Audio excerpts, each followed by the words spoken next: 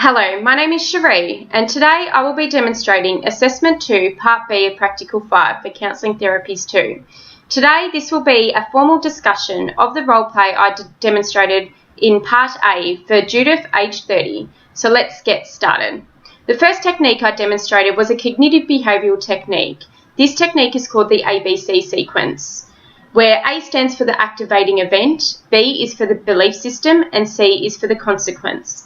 In this example, the activating event was Judith giving Jenny a warning. B was Judith's belief that Jenny did not complete the task correctly, and that was therefore unacceptable. And C, the consequence was that Jenny got upset and went to HR, and resulted in Judith attending counselling. The rationale for selecting this technique is that according to Rhett, the answer lies in B, the belief system. This is because the belief system is the interpretation of the event results into the consequence. Obviously, the consequence was negative, so I needed to assist Judith in identifying how and why this belief was irrational, how it led to the consequence, and to assist her in formulating an alternate rational belief. In order to do this, I needed to further explore Judith's false beliefs. As I gained more of an understanding of Judith and her beliefs, I questioned them by saying, Judith, I'm wondering if you believe that it's necessary to be competent and successful at all things that are attempted. Here, Judith has a moment to consider the statement and modifies it slightly by answering, well, of course it's not absolutely necessary. I decide to ask this question because Judith admits she has very high standards and that Jenny didn't meet these, so she therefore gave her a warning. This belief is also quite common among many people. With false beliefs, behaviour is appropriate to the belief. So when behaviour seems nonsensical or a bit extreme, which in this case it appeared that way, it is a fair assumption to think that Judith may believe something that is nonsensical. Also, by asking Judith this question, the following dialogue helps her further explore and formulate an alternate rational cognition. This is demonstrated when I asked Judith, so occasionally, if there's a good reason, it's okay to not have a good day or be successful at all things attempted. To which she replies, yes, of course. So my goal here was to get Judith to gain an awareness of the extremeness of her belief and moderate the criteria. So getting her to consider that it's okay to have very high standards, but it's not possible to be successful 100% of the time, and that's okay. By her formulating an alternate belief, that is an improvement, and I think any improvement is better than none. I believe I demonstrated this technique fairly effectively. I admit at the beginning I found it quite difficult incorporating this technique into the role play, and in a real counselling session I would have developed more rapport before using this technique. However, for the sake of this assessment and displaying the other techniques required in the short 15-minute time slot, I did incorporate it earlier. I believe it was this technique where you start to see a shift and change in Judith's thinking. At the start of the session, she comes into therapy stating it's not her choice to be there and that she's not the problem. However, after assisting her to formulate an alternate belief, Judith starts realising that maybe she is part responsible and can be part of the solution too. Like, this is demonstrated when she says things like, I'm not a monster or anything, and maybe I should have taken time to find out why Jenny didn't complete the tasks. Which brings me to the next process I demonstrated. This process was from solution-focused therapy, and it involved focusing primarily on future solutions and not past events or experiences. Once I gain an understanding of the incident, I start to try and direct Judith on future solutions. I assist Judith in thinking about what has worked for her by saying, tell me about times when you felt a little better and not so stressed. The rationale for focusing primarily on the future is that by engaging in conversation with Judith that leads to progressive narratives, she can create situations in which she can make steady gains toward her goals. I want to focus on what is possible and not focus on the problem. By doing this, it will help build on Judith's hope and optimism by creating positive expectations that change is possible. Normal traditional methods of therapy tend to be problem and past focused, and I strongly believe that with the optimistic assumption that people are healthy and competent and have the ability to construct solutions that can enhance their lives. I believe I wasn't as effective with delivering this technique. As much as I understand the importance of it and tried directing conversation to the present and future, I still found myself and Judith occasionally going back to the past. But when I thought about it more, I realised that what we role played was probably realistic, and that in a real therapy session, clients would probably be most likely to go back to the problem and the past. And it's my job as a solution-focused therapist to change that direction. The next solution-focused technique I used with Judith was the miracle question. This is demonstrated when I say, let yourself imagine that you leave this office this morning, walk into work, and a miracle happened, and all the problems you've come here about are solved. How would you know? What would be happening differently? I not only ask this question, but also start a miracle dialogue by asking what else questions.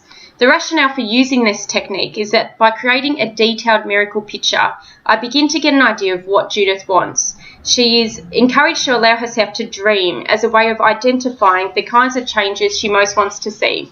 The question allows Judith to consider the problem as a whole, to step into a future that does not include the problem, and to explore with the therapist how she would know that the problem had gone, how other people would know, and how such changes would be brought about. This dialogue also has a future focus, in that Judith can begin to consider a different kind of life that is not dominated by a particular problem. This intervention shifts the emphasis from both past and present problems toward a more satisfying life in the future. I believe I demonstrated this technique effectively. I not only just asked the one miracle question, but also created a miracle dialogue through what else questions, which in turn amplifies the original question. And by having elicited a series of items by this process, I can then return to each item. For example, when I say, how would you know she's happier?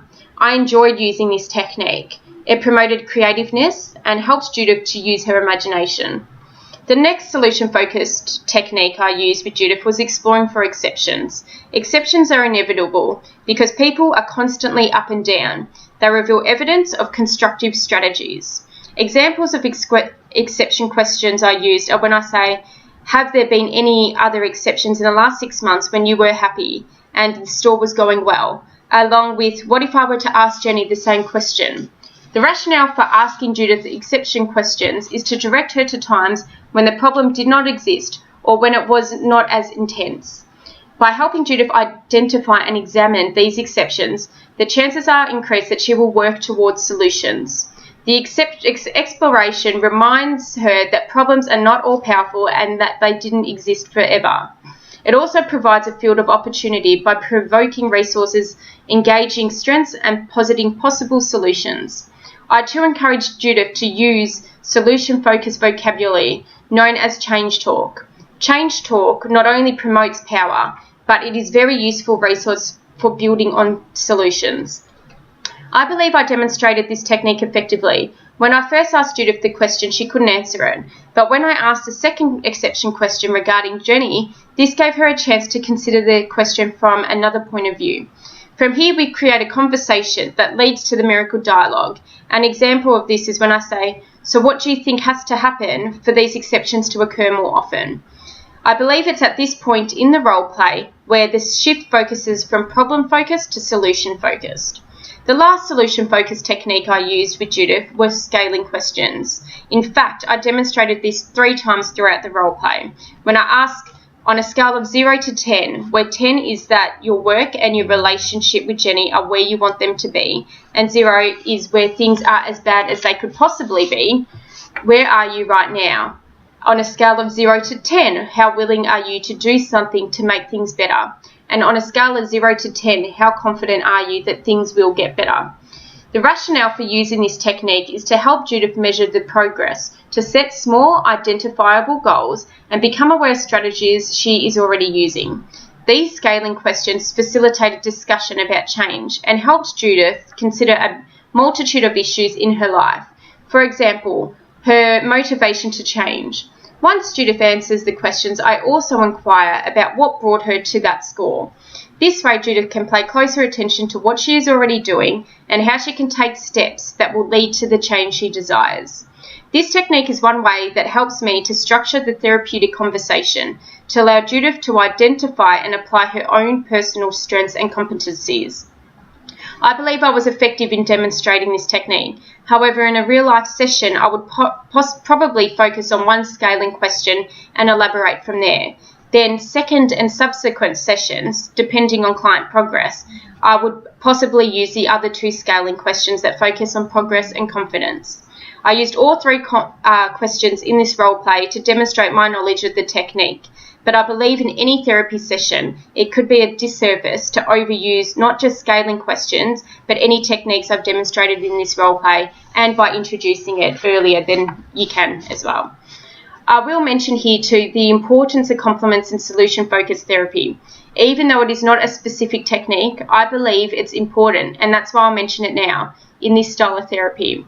I complimented Judith a couple of times throughout the whole role play. An example of this is when I say, "Wow, Judith, it sounds like you did a terrific job managing the store." This compliment is a genuine affirmation of what Judith is already doing, and that is also leading toward effective solutions. I was very careful not to use complimenting in a routine or mechanical way, but in a way that encouraged manner that creates hope and conveys the expectation to Judith that she can achieve her goals by drawing on her strengths and successes. I believe overall I was fairly effective in my role as a counsellor. Obviously, it was quite difficult to demonstrate all techniques in 15 minutes, and in a real therapy session, I would build more rapport and elaborate more on the client's responses. I decided to choose Judith's case study to challenge myself, as I haven't practiced nor demonstrated in previous practicals a non-voluntary client. I learned a lot from doing this role play, and it made me really think and use my imagination about not just how a potential client in this situation would respond, but how to also apply specific techniques. I definitely felt more comfortable applying the solution-focused therapy techniques over the cognitive behavioural techniques. Areas I think I need improvement on is being able to apply and combine two different styles of therapy with the one client and using the cognitive behavioural style of therapy overall. As much as I enjoyed learning about cognitive behavioural therapy, there were some areas and techniques I found harder to understand. However, I know if I read books and practice it more, that with time I will gain more of an understanding. I could really relate and agree with the principles of solution-focused therapy, and therefore found it easier to understand and apply. Another area I need improvement on is reviewing my role as a counsellor. Although I've demonstrated self-evaluation, I need to practice my effectiveness through client feedback, peer reviews and professional supervision. I believe in this role play there were no specific indicators that suggest that Judith be referred. At the start of the session, Judith mentioned she didn't want to be in therapy. If I was unable to build that rapport or a therapeutic relationship with her, referral may have been necessary. Also, had she not responded to the techniques I used, then another style of therapy would probably have been more appropriate. Had I thought another counsellor had skills that I did not possess that would benefit Judith, I would refer her. However, I believe Judith responded well to therapy and that there was no need for referral in this case. And that is all. Thank you.